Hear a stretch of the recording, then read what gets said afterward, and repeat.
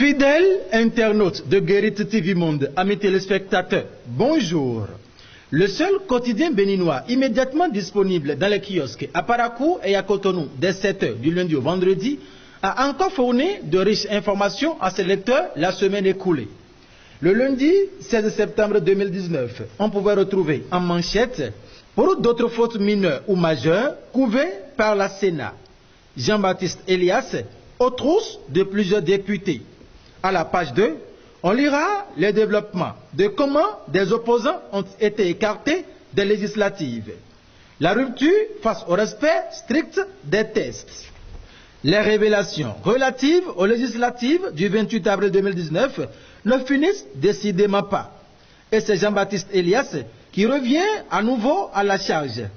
Au cours de l'entretien, le président de l'NLC, parlant du déroulé du processus au niveau de la Sénat, a apporté de nouveaux éléments qui jettent davantage du discrédit sur l'impartialité de cette institution dans l'étude des dossiers et par ricochet sur l'honorabilité de plusieurs députés élus sur les listes de l'Union progressiste UP et du bloc républicain BR. Dans sa deuxième livraison de la semaine, Matin Libre placardait en manchette « Nouveau contrat de gestion de la société distributrice d'électricité ». Ce qui va se passer à la SB2E. Les jours du deuxième Laurent Tosso sont comptés.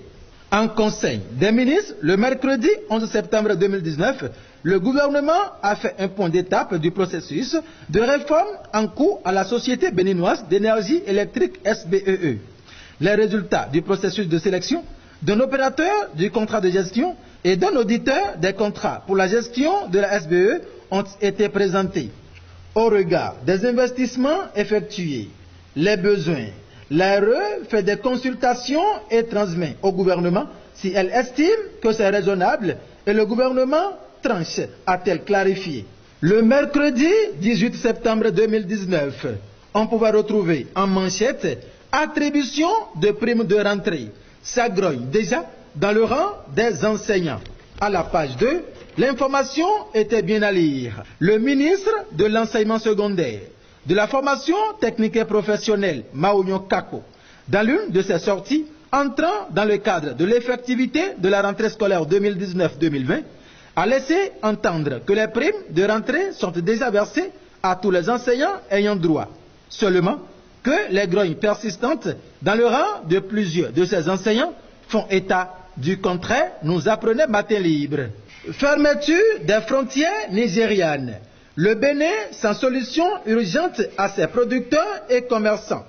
Et si Cotonou allait à l'école de Lomé, s'interrogeait Matin Libre en manchette le jeudi 19 septembre 2019.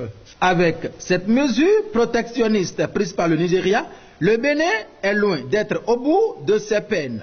Et pour cause, ses producteurs et commerçants qui ont pour principal marché d'écoulement ce géant voisin de l'Est ne savent depuis 29 jours que dure cette fermeture des frontières à quel sein se vouer.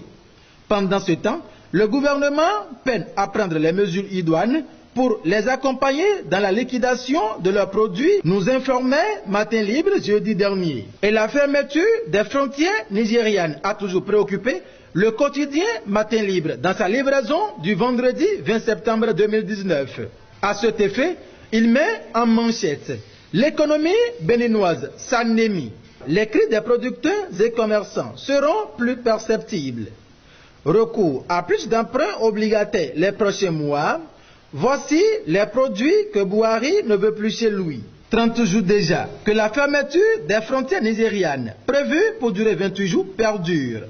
Du côté du Bénin, l'impact se fait déjà ressentir et ce, dans les domaines de la vie économique et sociale. Si dans les plus brefs délais, des mesures idoines ne sont pas prises pour permettre la réouverture des dites frontières, l'économie béninoise en sera affectée, voire anémiée.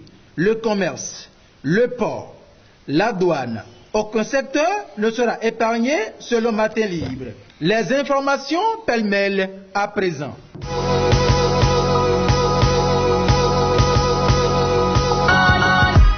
Distribution de kits scolaires dans 22 localités.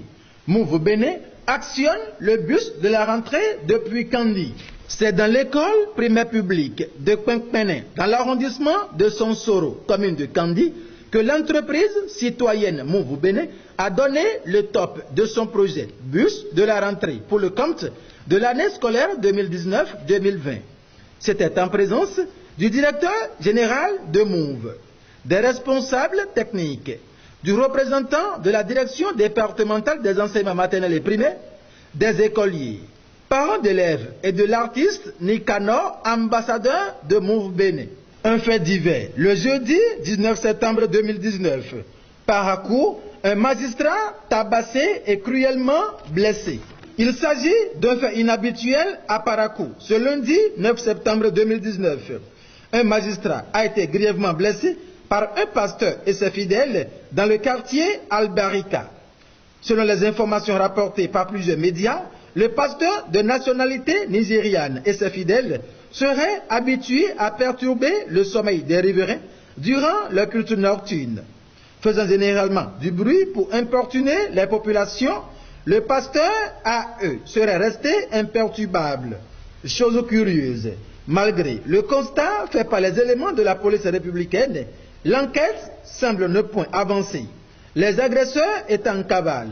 Cependant, il urge que de nouvelles stratégies soient trouvées pour retrouver les auteurs de cette agression afin qu'ils répondent de leurs actes devant la justice, nous apprenait Matin Libre. Finissons avec cette page culture. Festival 7 jours pour un film. Appel à scénario à l'endroit des femmes cinéastes d'Afrique. Initié en 2009, l'édition 2019 du festival 7 jours pour un film va se tenir au Togo du 9 au 13 novembre 2019. Dans ce cadre, selon Matin Libre, il est lancé un appel à scénario à l'endroit des femmes cinéastes d'Afrique, afin qu'elles puissent bénéficier de l'opportunité d'apprentissage, de professionnalisation et d'accompagnement pour la réalisation d'un court-métrage. Mesdames et messieurs, ainsi se referme la présentation du condensé de la parution du quotidien Matin Libre, le seul journal immédiatement disponible dans les kiosques à Parakou et à Cotonou, déjà à 7h du lundi au vendredi pour le compte de cette semaine qui s'achève sur Guérit TV Monde. Merci de nous avoir suivis et joyeux anniversaire à tous les natifs du 20 septembre.